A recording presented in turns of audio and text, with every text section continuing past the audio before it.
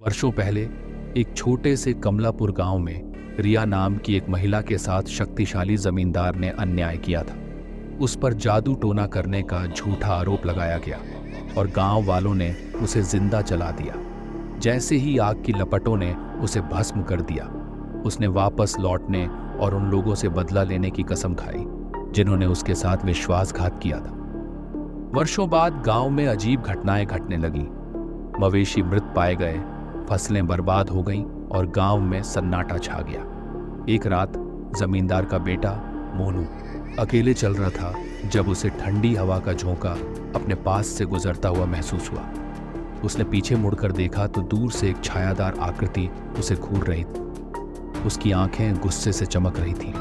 मोनू का आत्मा से सामना लगातार होता गया। वह दर्पण में रिया का भूतिया रूप देखता था।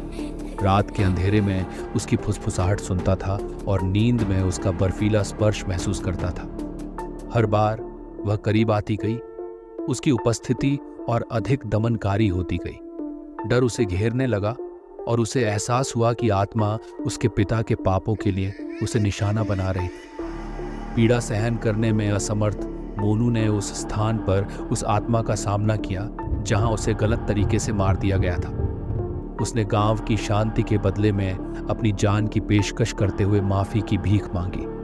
वह आत्मा जो अभी भी क्रोध से जल रही थी उसके सामने प्रकट हुई। उसका चेहरा दुख और क्रोध में विकृत हो गया था। तुम्हारा खून अतीत के पापों को नहीं धोएगा, उसने फुसफुसाते हुए अपना हाथ उसकी ओर बढ़ाया। प्रकाश की एक किरण ने मोनू के प्राण ले लिए। गांव में चौक पर उसका निर्जीव शरीर देखकर जाग हो गई। उसका चेहरा दहशत से ठिठुर गया था। रिया की आत्मा ने अपना बदला ले लिया था, लेकिन उसकी आत्मा बेचैन रही। वह गांव में भटकती रही, उन लोगों के लिए न्याय की तलाश में जिनके साथ अन्याय हुआ था।